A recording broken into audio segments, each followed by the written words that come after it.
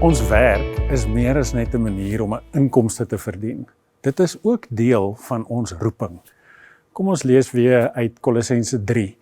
En ons hoor hoe Paulus skryf. Hy sê, wat julle ook al doen, werk met geesdrif, soos vir die Here, en nie soos vir mense nie, in die wete, dat julle 'n erfdeel as beloning van die Here sal ontvang, want julle staan in diens van die Here Christus.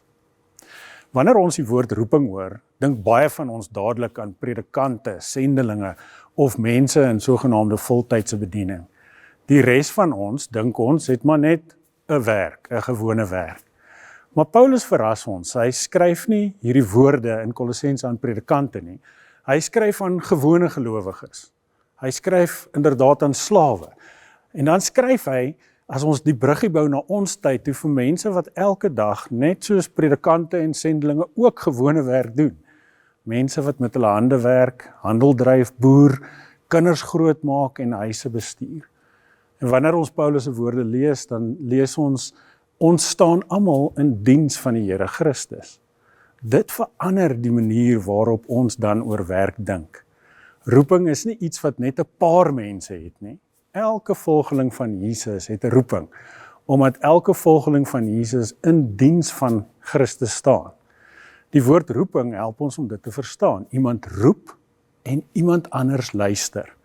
En daarom begin 'n roeping nie by ambisie of selfverwesenliking nie.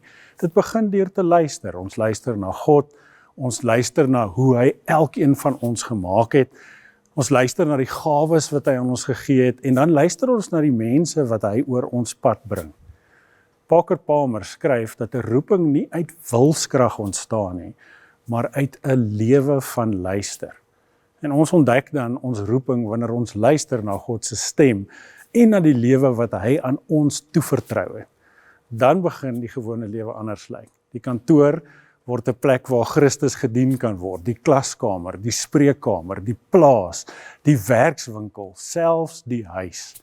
Dit is nie net plekke waar werk gedoen word nie, dit is plekke waar God gewone mense stuur om hom te dien en ander lief te hê. En dis hoekom Paulus sê, wat julle ook al doen, werk met geesdrif soos vir die Here en nie soos vir mense nie.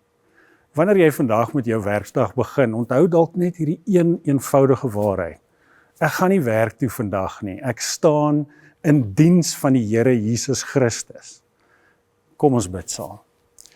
Here Jesus, dankie dat U my ook roep om in my doodgewone lewe vir U te werk. En soos ek vandag in my werksplek ingaan en met my dagtake besig is, mag ek weet dat U my die energie gee en dat U die ene is vir wie ek dit doen. Mag dit mooi en goed wees. Ek bid dit in die naam van die Vader, die Seun en die Heilige Gees. Amen.